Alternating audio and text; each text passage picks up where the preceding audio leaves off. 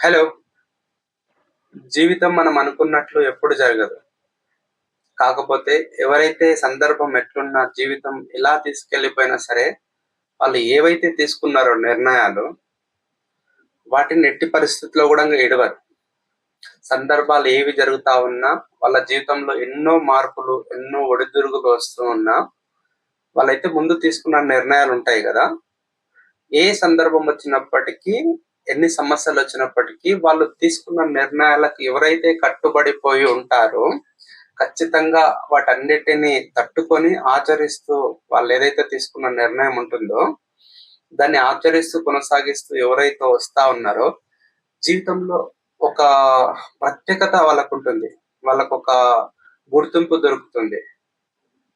వాళ్ళు స్థిరంగా ఉంటారు. లైక్ స్థితప్రజ్ఞులు అంటారు కదా! అలా. ప్రతి సందర్భంలోనూ ఇప్పుడు ఫర్ ఎగ్జాంపుల్‌గా మనమే తీసుకున్నట్టయితే, ఒక యూట్యూబ్ ఛానల్ పెడదామనుకోని ఎవరైనా యూట్యూబ్ ఛానల్ పెట్టున్నారు. చాలా ఊహించేసుకుంటారు. నేను ఈ ఛానల్ పెట్టినాను, ఇన్ని రోజులలో ఇన్ని వీడియోస్ చేస్తాను, ఇప్పుడు మానిటైజేషన్ అయితుంది, ఇప్పుడు డబ్బులొస్తాయని. ఒక ఎస్టిమేషన్, ఒక ప్లాన్ అనేది యేసుకొని పోతా ఉంటారు. కానీ కొన్ని రోజులు చేసిన వెంబడే ఏదో ఒక సందర్భంలో జీవితం అన్‌ఎక్స్‌పెక్టెడ్‌గా చాలా జరుగుతా ఉంటాయి మనకు. ప్రతిరోజు లేదంటే వారానికి 2 వీడియోస్ పెడదామనుకుంటాం. ఒక 2, 3 నెలలు బాగానే గడుస్తుంది. అనుకోని సందర్భంలో, ఏదో ఒక సందర్భంలో ఆరోగ్య సమస్యలు రావచ్చు, ఆర్థిక సమస్యలు రావచ్చు, లేక నీకు టైం కుదరకపోవచ్చు. మేబీ ఎంత ఫ్రీగున్న వ్యక్తికైనా సరే, కొన్ని సంవత్సరాల సంది ఫ్రీగున్నా సరే, పోనీలే ఒక పని చేద్దాం అనుకోని యూట్యూబ్ ఛానల్ స్టార్ట్ చేసుకొని వీడియోస్ చేస్తున్న సందర్భంలో, అనుకోకుండా ఆ పర్సన్ గూడంగా బిజీ అయిపోయే రోజులొస్తాయి. ఏదో ఒక పని ఉండి ఒక నెల రోజులు ఎక్కడికో వెళ్ళాల్సొస్తది. అట్‌లీస్ట్ ఒక వీడియో చేయాలంటే చాలా ప్రాసెస్ ఉంటుంది. ఏం చేయాలి? ఏం మాట్లాడాలి? అంత ఈజీ గాదు గదా! ఫో ఫోన్ ఆన్ జేసేసి ఏదో ఒక వాగేసి పెట్టాలంటే. ఒక అర్థవంతమైన ఒక వీడియో మనం చూస్తున్నారంటే వాళ్ళకొక అర్థమయ్యే విషయం అనేది ఒకటి మనం చెప్పాలి గదా! లేకుండా వీడియో అయితే చేయలేం గదా! జనరల్‌గా అందరూ ఏం జేస్తారు? స్క్రిప్ట్ రెడీ జేసుకుంటారు, వీడియో రికార్డ్ జేస్తారు, దాన్ని ఎడిట్ చేస్తారు, థంబ్‌నెయిల్ చేస్తారు, పోస్ట్ చేస్తారు. ఇంత ప్రాసెస్ ఉంటుంది. నేచురల్‌గా ఎవరు ఉండాలనుకోవట్లేదు. నేచురల్‌గా వీడియోస్ ఎవరైనా చేసినా ఆ వీడియోలను ఎవరు చూడరు. అది వేరే విషయం. సో, ఎంత ఖాళీగున్న అబ్బాయి అయినా సరే ఒక ఒకానొక సందర్భంలో యూట్యూబ్ ఛానల్ రెడీ చేసుకొని వీడియోలు చేస్తూ ఒక 2, 3 నెలల తర్వాత మంచిగానే చేస్తా ఉంటాడు. తన దగ్గర ఎక్స్‌ట్రా ఒక 2, 3 వీడియోలు గూడంగా బ్యాకప్‌లో పెట్టుకొని ఉంటాడు. లేదంటే షెడ్యూల్ చేసి పెట్టుకొని ఉంటాడు. అనుకోని సందర్భంలో సడెన్‌గా తను ఒక నెల రోజులు వేరే పని మీద వేరే దగ్గరికి వెళ్ళాల్సొస్తది. ఏదేమైనప్పటికీ ఆ నెల రోజుల్లో వీడియోస్ చేయడానికి తనకు టైం ఉండదు.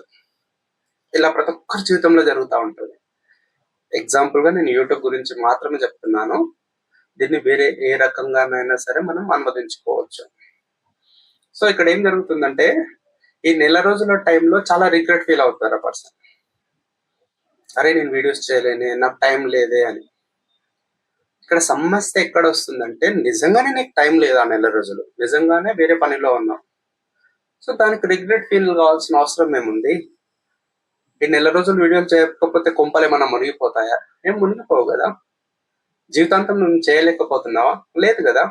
ఆ నెల రోజుల పనేముందో, ఆ పని కంప్లీట్ చేసుకొనొచ్చిన తర్వాత, రీస్టార్ట్ చేయాల్సిన సందర్భం ఒకటొస్తుంది. నేను ఈ వీడియో గురించి ఈ వీడియోలో చెప్పాలనుకున్న ముఖ్య విషయం ఏముందంటే అది. ఎప్పుడైనా సరే ఒక పనిని రీస్టార్ట్ చేయడానికి సంకోచించాల్సిన అవసరం లేదు. 100% కంటిన్యూ చేసుకుంటూ పోవాలి. ఈ నెల రోజుల్లో కొంపలేం మునిగిపోలేవు. ఎవరొచ్చేం కొట్టేయలేరు. జరిగిందేదో జరిగిపోయింది. నువ్వు అంతకుముందు ఎట్లాగో చేసినావు.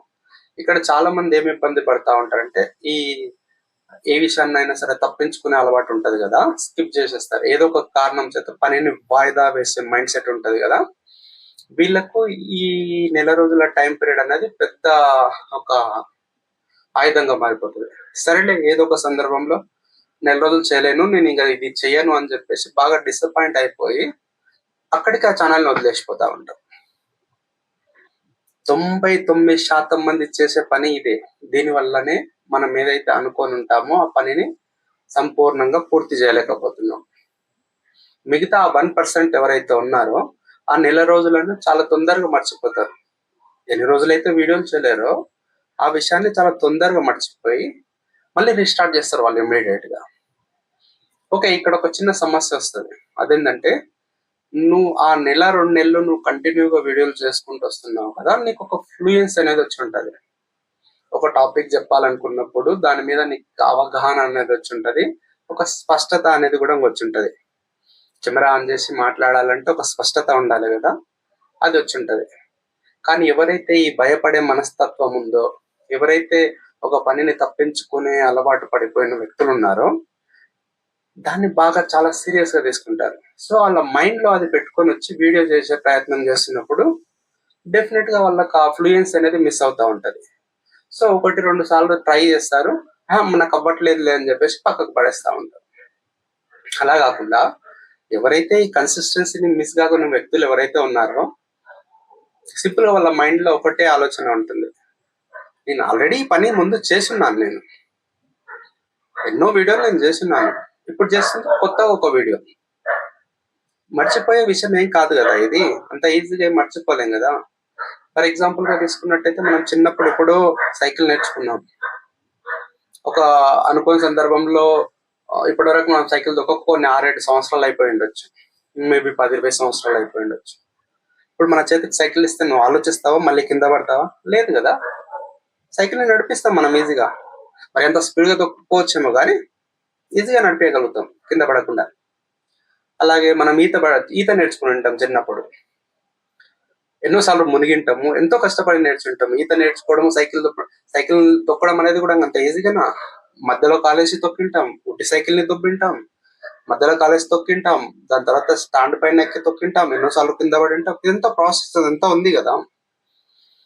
అది నేర్చుకునేటప్పుడు జరిగిన అది ఒక ప్రాసెస్, అది అంతే. మనం ఫస్ట్ వీడియోలు చేస్తున్నప్పుడు కూడా అలాంటి సందర్భాలు ఎన్నో వచ్చుంటాయి.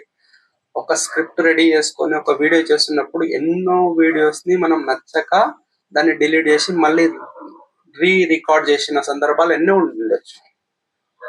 అలాగే ఈత నేర్చుకున్నప్పుడు కూడా ఎన్నో సందర్భాలలో మునిగి తేలి ఏది చేసినప్పటికీ ఒకసారి ఈత నేర్చుకున్న తర్వాత 100% నువ్వు మళ్ళీ బాయిల దొబ్బినా చెర్ల దొబ్బినా నేను మర్చిపోయినా అని అనవు, నువ్వు ఈత ఆటోమేటిక్ కొట్టేస్తావు.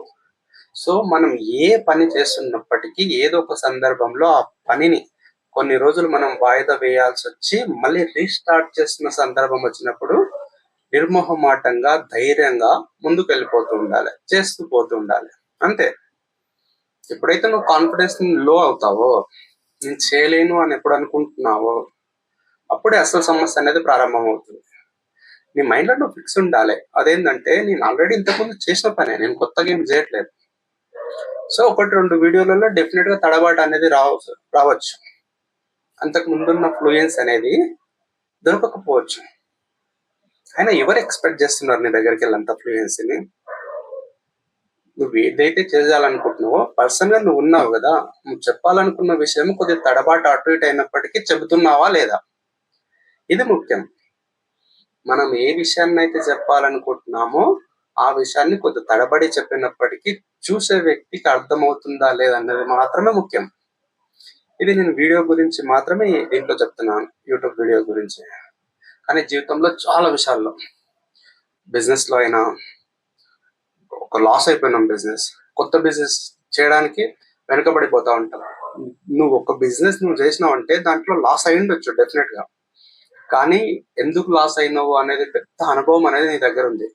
మళ్ళీ నువ్వు కొత్తగా ఒక బిజినెస్ స్టార్ట్ చేస్తున్నప్పుడు ఆ బిజినెస్ లో ఏమేమి తప్పులు చేసినావో, ఫైనాన్షియల్ గా అయినా, డిసిజన్ మేకింగ్ అయినా, ట్రస్ట్ విషయంలో ఎవరిని నమ్మాలి ఎవరు నమ్మకూడదు, అసలు మార్జిన్ ఎంత ఉండాలి, ఏ బిజినెస్ అయినప్పటికీ అదొక అనుభవం మన దగ్గర ఉంటుంది.